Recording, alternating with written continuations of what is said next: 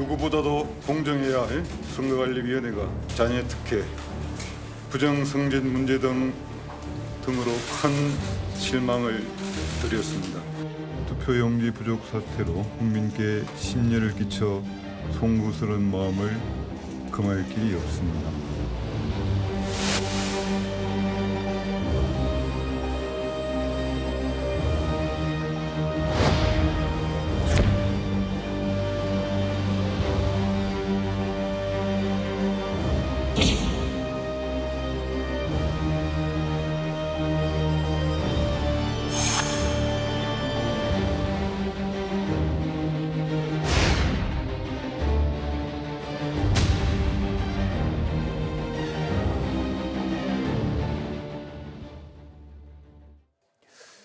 중앙선거관리위원회, 이 선관위의 추락은 도대체 어디일까요? 투표용지 부족 사태를 수사 중인 검경 합동수사본부가요, 연이틀 중앙선관위원회를 전격 압수수색했죠.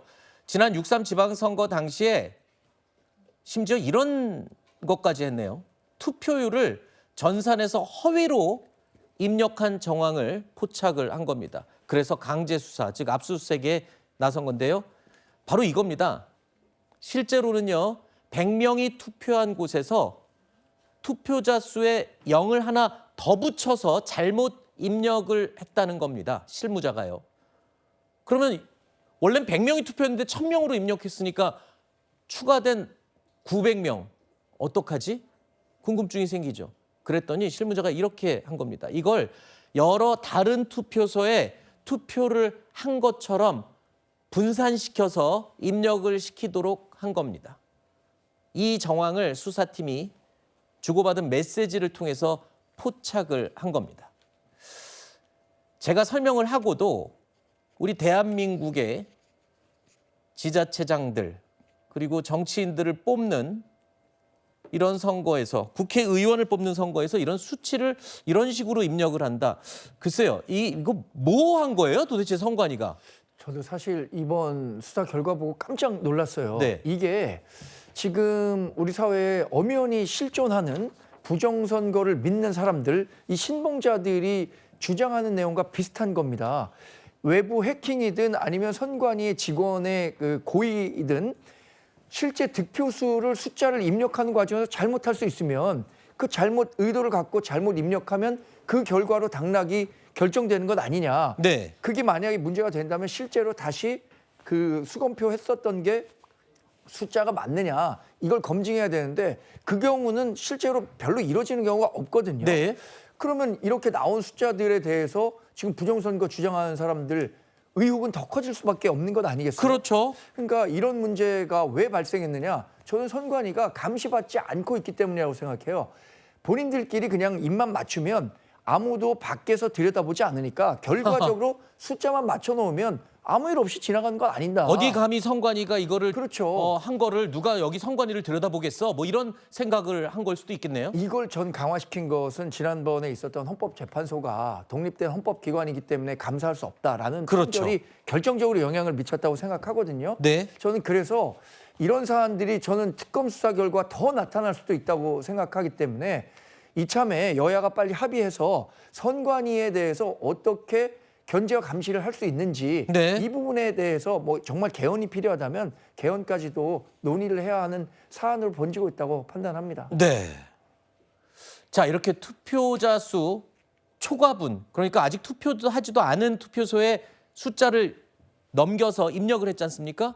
그런 투표소에서는 이 투표 인원이 막 늘어도 늘릴 수가 없는 거죠. 그래서 아무리 투표를 많이 해도 1시간 만에 한 명씩 이렇게 찔끔찔끔 투표자 수가 늘어나는 이상한 현상이 몇 시간 동안 이어지기도 했습니다. 왜냐하면 미리 입력한 숫자를 채울 때까지는 늘리면 안 되니까 아주 찔끔찔끔씩 숫자를 올리는 거죠. 이게 뭡니까? 그렇다면 이런 생각도 듭니다.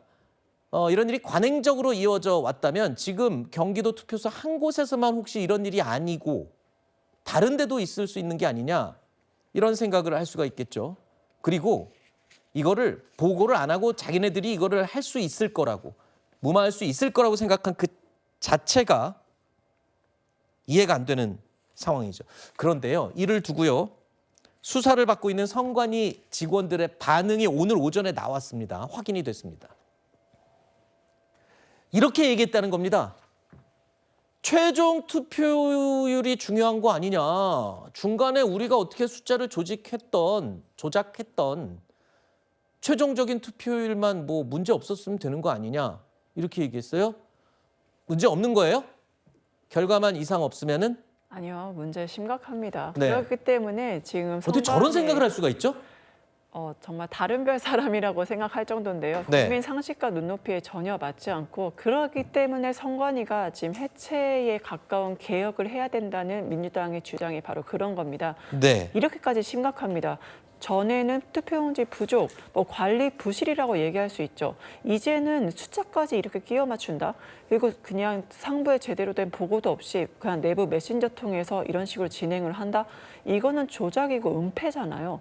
단순히 부실 의혹, 과실로만 이제 끝나지 않습니다. 그렇기 때문에 민주당에서 주장을 하는 건 그 관련자, 책임자의 명확한 진실 규명과 처벌이 있어야 된다. 그렇기 때문에 이거는 선관위에 대해서 명확한 혁신과 개혁이 필요하다 말씀드립니다. 하지만 이 시점에서 이거를 선관위의 이러한 총체적 관리 부실, 그리고 은폐, 조작, 문제가 있다고 해서 이거를 어떠한 정쟁의 도구, 본인의 정치적 도구로 알겠습니다. 삼는 것은 좀 위험하다. 그렇게 네. 말씀드립니다. 정치적 정쟁 얘기는 뒷부분에 해보도록 하고요.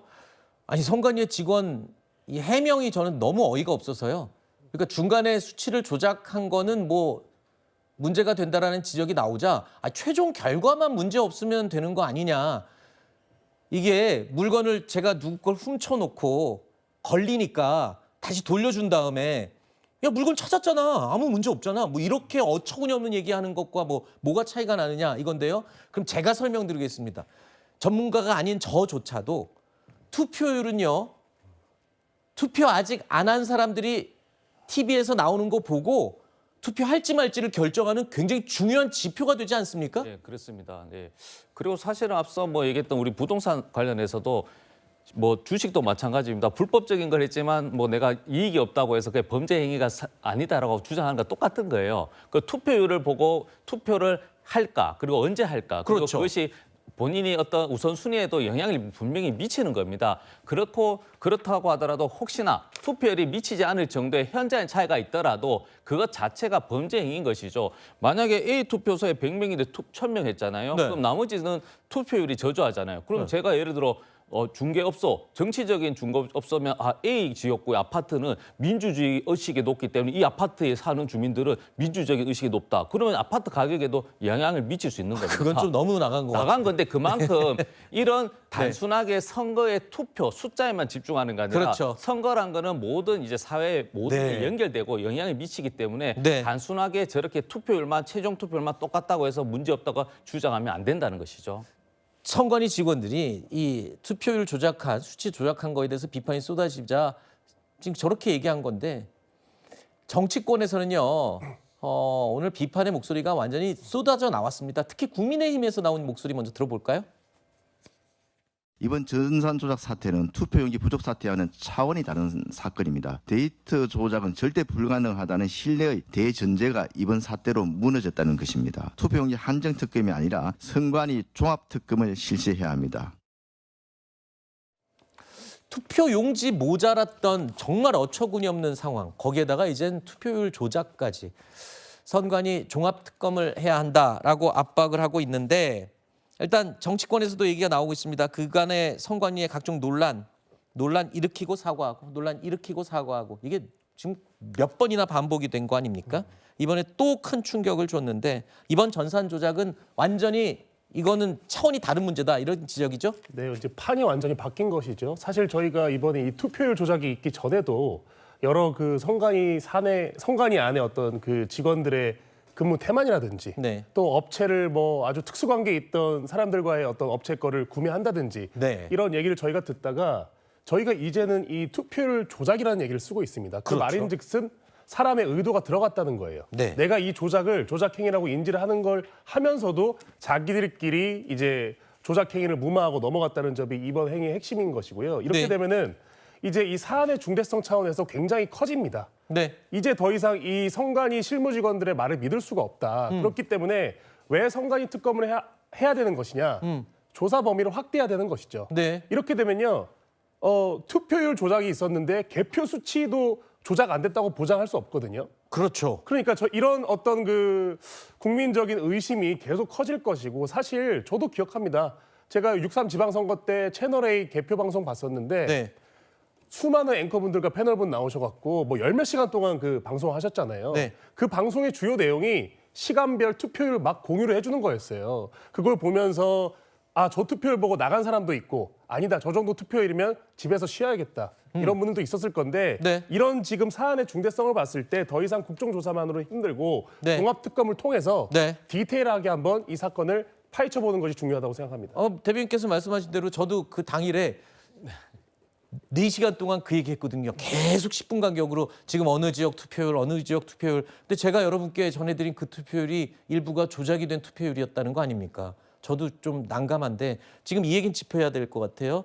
지금 선관위 관련 특검을 더 연장해서 더 확실하게 조사해야 되는 거 아니냐. 근데 이 부분에 대해서는 또 민주당에서는 생각이 좀 다르더군요.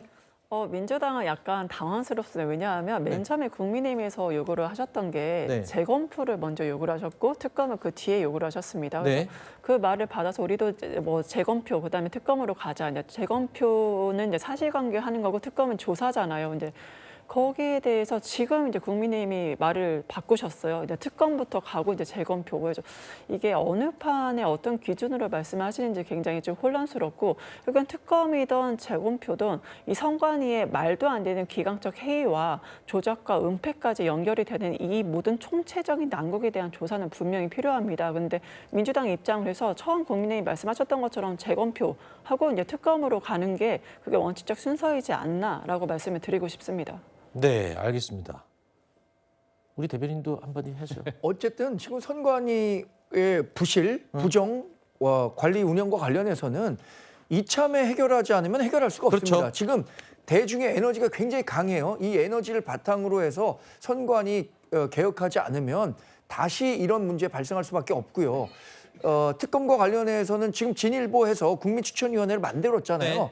그러면 이 선관위 서버를 비롯해서 전반적인 투표 관리가 어떻게 됐는지 네. 이번 기회에 살펴야지 네. 다음 기회 없습니다. 네, 알겠습니다.